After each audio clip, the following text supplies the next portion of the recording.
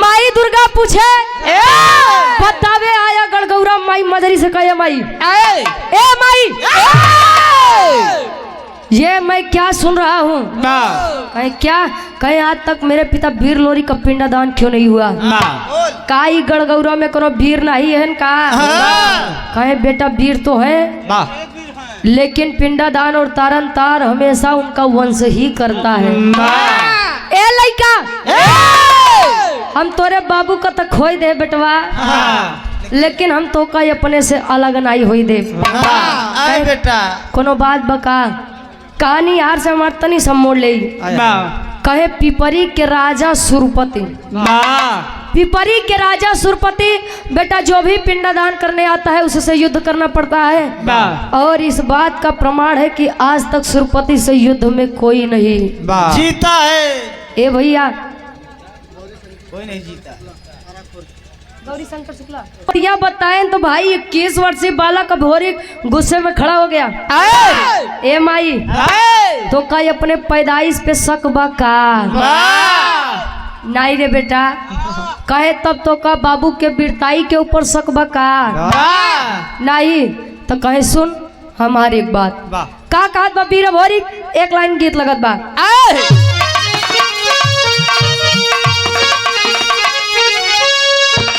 अरे त झूलनी पे उड़ानी अरे त झूलनी पे उड़ानी हाय जहाजिया उड़ा दो हाय जहाजिया उड़ा दो हमार पाई जे बड़ा जहीरा जला दो हमार पाई जे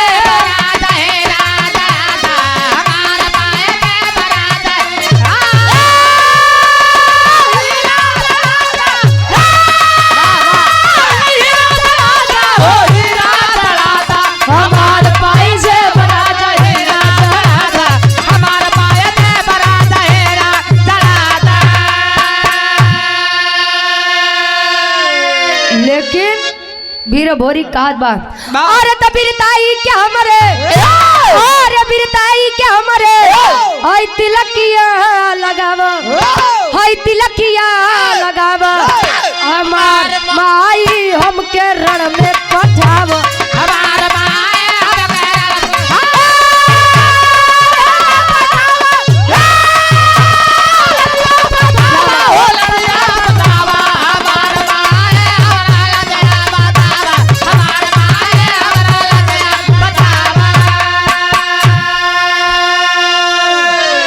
बाढ़ल गुमान बाटे अब दुश्मन के भारी मिटाऊ खानदान बाटे पूरी तैयारी मिटाऊ खानदान बाटे पूरी तैयारी मिटाऊ खानदान बाटे पूरी तैयारी।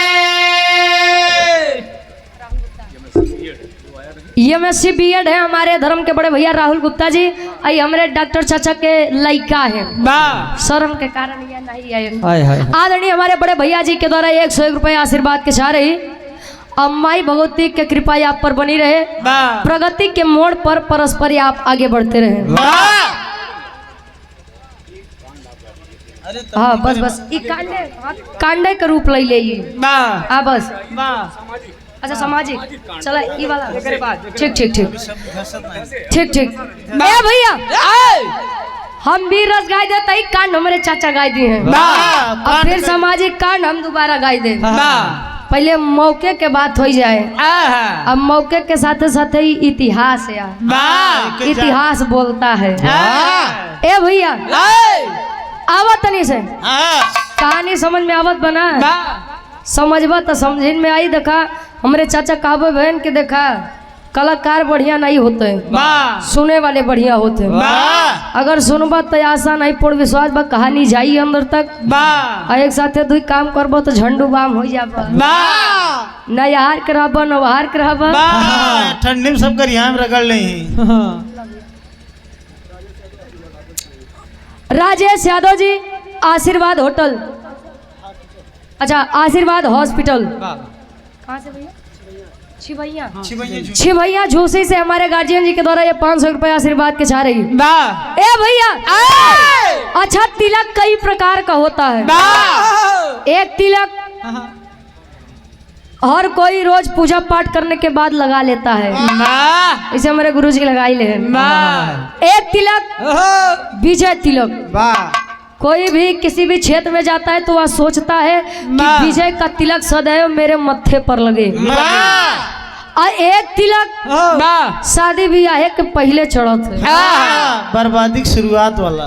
तोहार बाबा हाँ डेरवा बता दूसरे का। अच्छा है भैया, आशीर्वाद लेके माई मजरी से वीर अभोरी काया कहा काशी बनारस के धरती पर। वह काशी बनारस जवन आप लोग बतावत है कि भगवान भोलेनाथ के त्रिशूल पर टिकी हुई है। काशी के धरती पर आया। काशी के घाट के किनारे एक पंडित है, भोरहरिया के बेला बा पंडा जी के पास जाई के वीर अभोरी एक बात कहत बा। कवन बात है गुरुजी? यार से गीत तनी बदलत बा।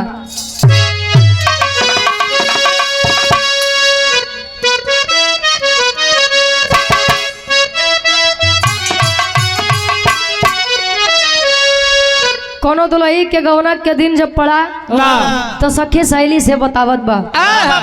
पहले के समय में जब गौना के दिन पड़े तो भैया मेहरारू बेचारी डराई कि हमका सास ससुर कैसे मिली है, हमका दुल्हा कैसे मिली। आज के समय में तो लोग डरात है कि पता नहीं सास ससुर डराते हैं कि हमका पतो हो कैसे मिली। और सास ससुर से ज्यादा तो भैया लोग डराते हैं कि हमका मेहरारू कैसे मिली। पता नहीं महीना 2 महीना जिए दे कि ए भैया दुल्हिया कहा अपने सखी सहेली से का कहे लाइन गीत लगा।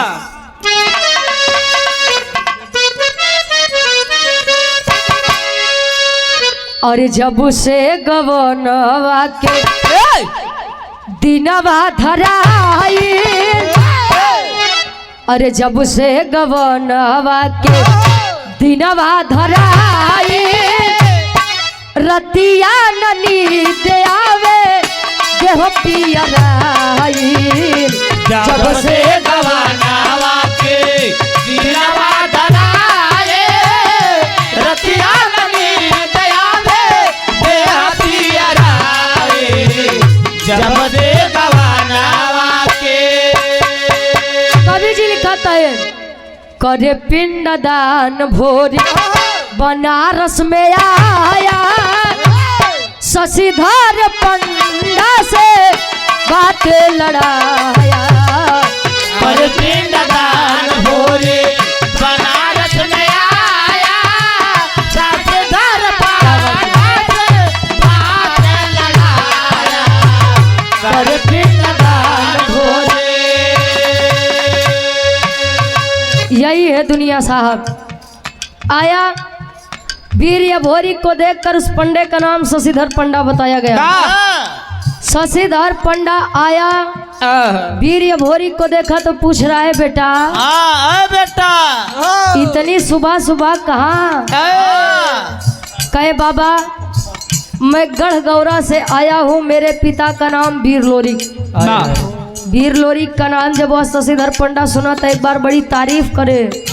वाह बेटा वाह, वाह बेटा वाह। अरे तू तो उनकर लइका जेकरे सामने आज तक अच्छे अच्छे वीर नहीं टिक पाए। का बात बा? वीर अभोरी कहे बाबा मेरे पिता वीर लोरी कभी संसार में नहीं रहे। कहे हो ये तो बड़ी दुख की बात है बेटा। तब कोई खास कारण? कहे हाँ मैं अपने पिताजी का पिंडदान करने के लिए यहाँ पर आया हूँ। इतनी बतिया जब सुना शशिधर पंडा पीछे हो गया। ए लइका ए बबुआ ए बच्चा अब तो तू चाही लोरी के लइका हुआ, चाहे राजेंद्र के, अचाही के हो घोर के। सुबह का पहला पिंडदान बेटा मैं नहीं करा सकता। क्यों? कहे बेजाई दे तुहार खेले खाई के उम्र में बेटा। निकल जाओ। कहे नहीं नहीं मुझे बताइए क्या बात है। तब शशिधर पंडा ये बात बतावे। क्या बतावे?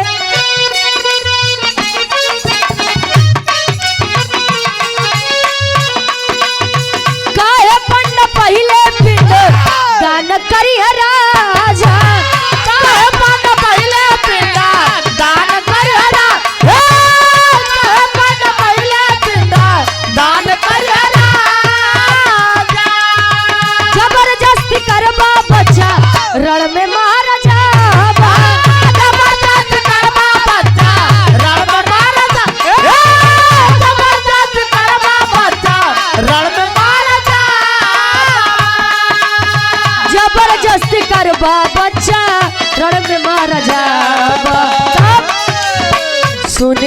खबरी भोरी गन में गुस्साया आया शशिधर पंडा से बात लड़ाया। कहानी पर विचार करिए। अब आज जब शशिधर पंडा इतनी बतिया सुने कहे बेटा अगर उस सुरपति जानी जाई पिपरी के राजा ए बबुआ न तोहे जिए दी न हमें जिए दे। या से बेटा तू अबे जाके के खेल खा। अब बेटा हमारे घरे हमारा लड़किया बच्चा है न हम उनकर एकलौता सहारा ही मत छीन बेटा। ए भैया इतनी बात जब सुना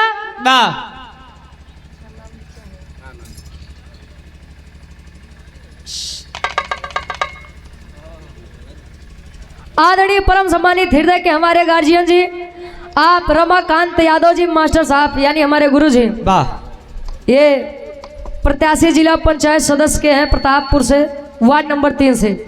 हमारे गार्जियन जी के द्वारा 251 रुपये आशीर्वाद के छारे के मुझे अपनी कला में कामयाब रहे। ए भैया निकाल के तलवार वीर भोरी गर्दन पर रख दिया। जोर से बताओ। अनिल यादव नेताजी 51 रुपये आशीर्वाद के चाह रही रख दिया तलवार गर्दन पर कहने बाबा ए बाबा दादा रण से भागना ये मेरे खून में नहीं है। या तो ये मारब या तो मरब लेकिन बिना पिंडदान करवाए हम जाब ना। कहे अभी बतावा तू पिंडदान करवोबा कि नहीं करवोबा कि नहीं करवोबा। बोला दादा करवोबा कि नहीं करवोबा। ए भैया शशिधर पंडा बेचारा खड़ा रहे धीरे धीरे लगा बैठे कहे पिंडदान नहीं करवाऊ तई मार दे। पिंडदान करवाई देव तो ऊ मार दे। ऊ के मतलब पिपरी के राजा सुरपतिया के बात होत बा। कहे राम आगे कुआं पीछे खाई ए राम कौनी ओरिया जाई। खैर जौन सामने पड़ा पहले ओका देखा बैठ बेटा बैठ। पिंडदान करवा दिया। अब पिंडदान देखा वीर लोरी के होइया भी कहानी यारे छोड़ दा। शशिधर पंडा वीर भोरी के आपस में विचार करत है तब ले ई बतिया के पता पिपरी के राजा सुरपति के जब पता लगत बा कवन है इतना दिन के हमार बना बनाया कानून आई के माटी में मिलावत बा। ए भैया नगर में डंका पिटवा दो फौज को तैयार करो हमें युद्ध के लिए जाना है। सुरपति हजारों की पलटन लिए घोड़े पर सवार आया ही काशी बनारस के धरती पर। जब ये आया शशिधर पंडा देखे तो बेचारा लगा हीला का कहे जा सारे ते तो जाबे करबे हम कलई के जाबे लगा शशिधर पंडा पीछे भागे तो कुर्ता पकड़ के ही चले बैठ। ए बाबा बैठा जबले वीर भोरी के जान में जान बत तबले तोहे कुछ ना होई दे। बैठिए कहाँ जाते और तबले होत का कवि जी तेरी के भाव में लिखत है बिरहा एकदम हमार समापन में बा।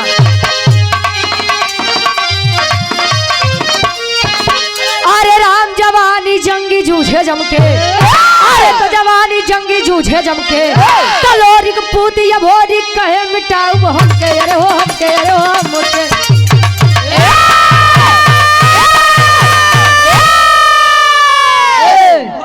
लोरी पूत भोरी कहे मिटाऊ हमके जवानी जंगी जूझे जमके। हम का मतलब अहंकार आवा सारे आज तोए नहीं छोड़ो अवसार 200-400 कुकुरन कलई के बड़का वीर बना थे आज तो तोहार सही से पाला पड़ा बा एक मर्द से। आवा ध्यान देंगे ए भैया एक तरफ हजारों की फौज लिए सुरपति पिपरी का राजा खड़ा है और एक तरफ गढ़गौरा के वीर लोरी के लड़का अभोरी 21 वर्षीय बालक खड़ा है। अकरथ का हमरे बिरहा के आखिरी गीत लगत बा।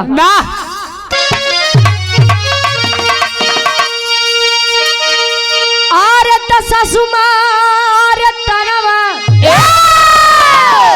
आरे ससुमार तनवा आई न नदिया मार तनवा रे तनवा आई हो मारना कि तनवा आई हो मारना हमरे भैया के सरवा रे तनवा हाय हो मारे ना हमारे भाई आके जरा तनवा है हमारे भाई आके जरा तनवा है हमारे ना।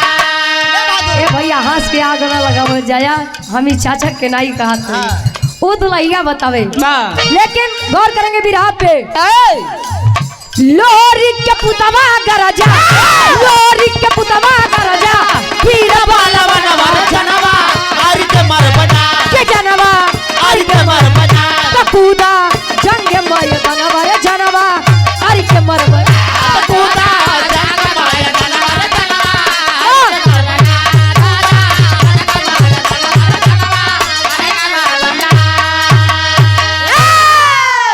ए भैया जौने समय वीर भोरी तेगा तलवार भाजे तो सैकड़ा वीर ऐसने धराशायी हो जाए अब मारत काटत भारत काटत भारत काटत भारत काटत भारत काटत भारत काटत भारत काटत भारत काटत नागमणि नहीं समझ में कहा ए भैया धीरे धीरे जब अब 150 के सेना बची तो जितनी सेना बची लागे मने मन सुरपतिया के गरिया भाई हाँ भाई करे सारे चक्कर में अपन जान न गवाओ।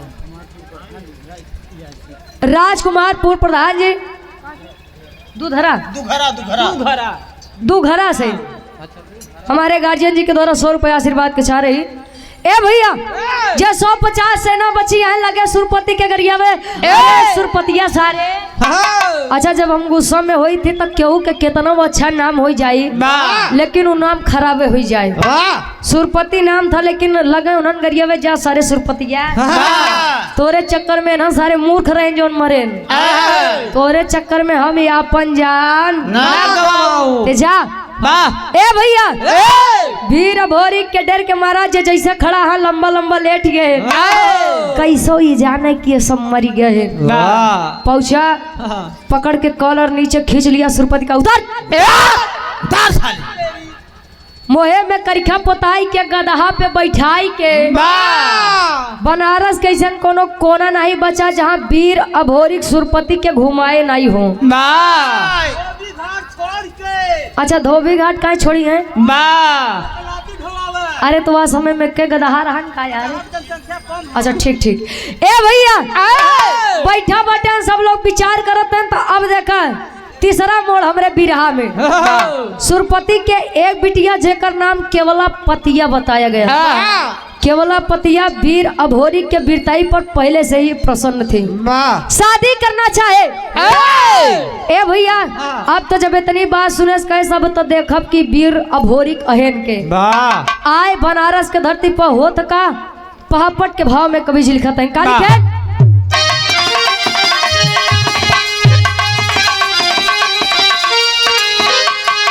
अरे आई केवला पतिया बन हसीना जीना मुश्किल बा अरे तो आई केवला पतिया बन हसीना जीना मुश्किल बा तब बाप के इज्जत भोरी का है छीना जीना मुश्किल बा बाप के इज्जत भोरी का है बाप के इज्जत भोरी का है छीना जीना मुश्किल बाप के इज्जत भोरी का बाप के इज्जत भोरी का छीना जीना मुश्किल बा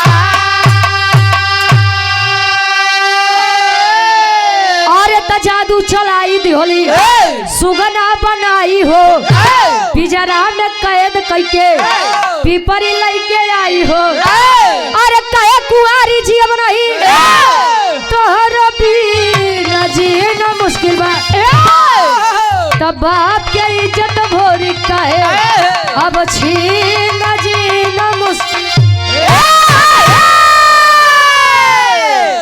केवला पतिया जादू के विषय में बड़ी जानकार रहे आइस अलग शशिधर पंडा से इशारा में पूछे बाबा आके शशिधर पंडा इशारा विचार करे ये यार ये आज जो तोरे बाबू के बनी बनाई इज्जत कुल नाश कर दे तब ले केवला पति अपने जादू से वीर भोरी के सुगना तोता बनाई के पिजरा में कैद कई के पिपरी के राज्य लेके आवत बा ए भैया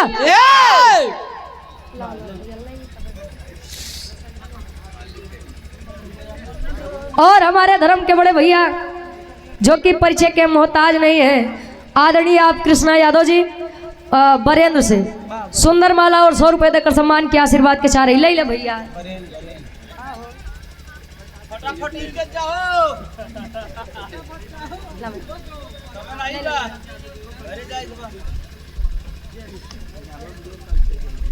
और हमारे धर्म के बड़े भैया जो कि परिचय के मोहताज नहीं, आप बबलू यादव जी आरा खुर्द से सुंदर माला 100 रुपए आशीर्वाद के चाह रही। अरे भाई अनिल कुमार यादव जी बड़े भैया हैं हमारे, सुंदर माला और 51 रुपए देकर सम्मान के आशीर्वाद के चाह रही। ए भैया वीर भोरी के सुगना बनाए के पिपरी के राह जलाई के आए तो दिन में तो सुगना बनाए रहा, लेकिन जब रात होए तो के मर्द वाला तन दे काहे बदे जबरदस्ती प्रेम करना चाहिए, लेकिन बारे मर्यादा बारे सम्मान।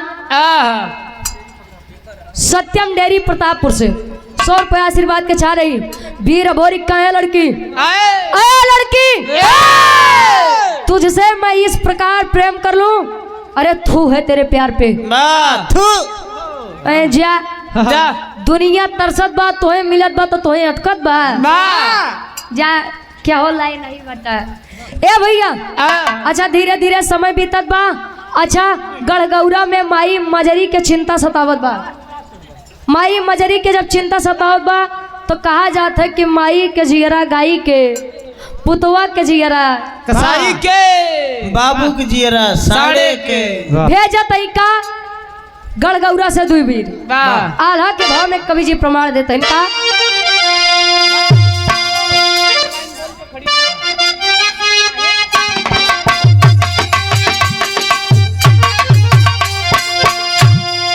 अरे तड़पेली मजरी महता गौरा के नगरिया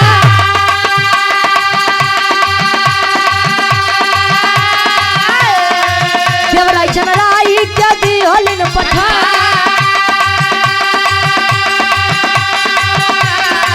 धीरे धीरे आई गईले काशी के धरतिया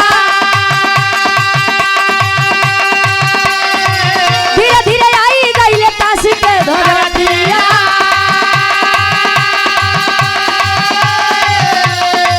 शशिधर पंडा हो गईलन बेटा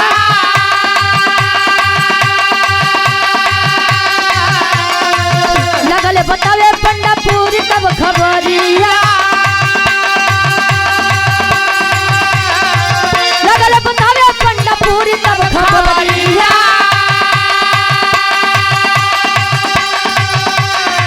चलो पक्के सुगना दे सब भोरी के बना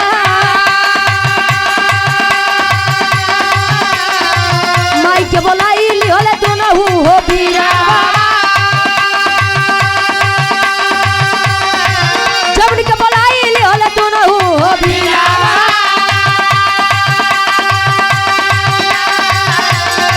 झूमी झूमी जोगी बन के भजन रहेगा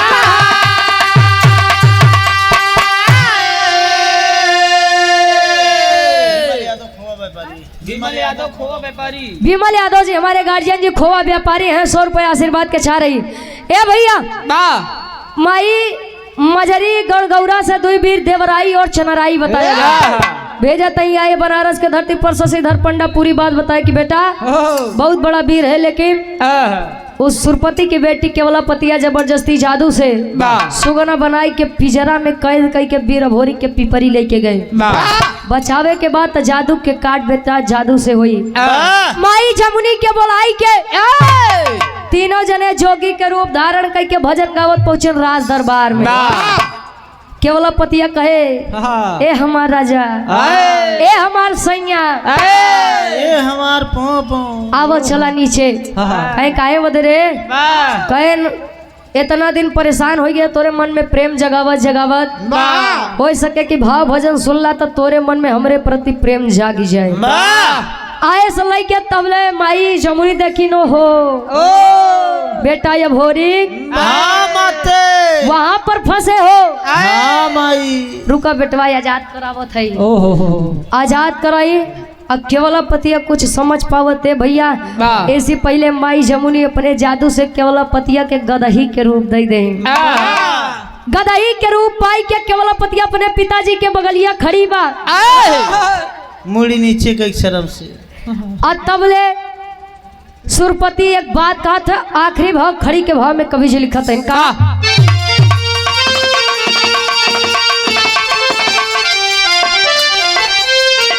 अरे तमाने गलती जमुनी के आई चरनिया दई के, अरे तमाने गलती जमुनी के आई चरनिया दई के, हम आई भाई तू बहिनी बचनिया कही के, भाई तू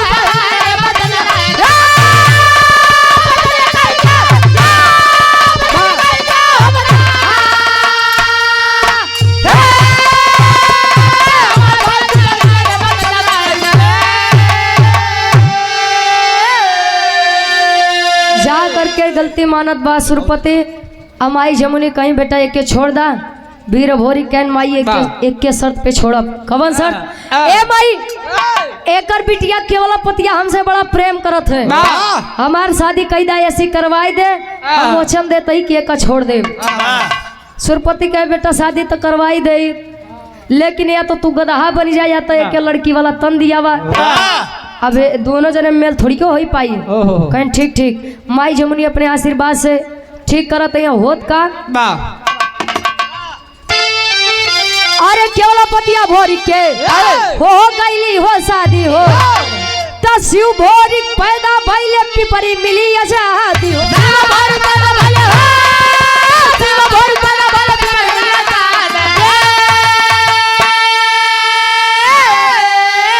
अरे त अपने घर आए आई दुल्हनिया लई के, अरे त अपने घर आए आई दुल्हनिया लई के, हम आई भाई तू बहिनी वचनिया केवलपतिया और अभोरी की शादी हो गई, गढ़गौरा वापस आए, धीरे धीरे समय बीता, दोनों के सहयोग से एक बच्चे का जन्म होता है जिसका नाम शिव भोरी बताया गया। कुबई दादा के लड़का लोरिक, लोरिक के लड़का अभोरी और अभोरी के लड़का शिव भोरी। शिव भोरी। कहानी हमारे हार छूटत बा, आखिरी में खानदान के परिचय बा। गुरु बिहारी, गुरु गणेश, गुरु रामलाल मुर्बाद का।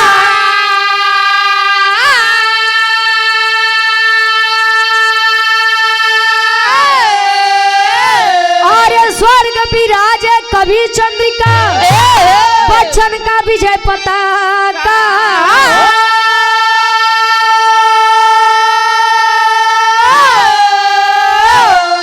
अरे राम जवानी जंगी जूझे जम के, ग्वाल वंश रुचि बरी का ना पानी, जवानी जंगी जूझे जम के,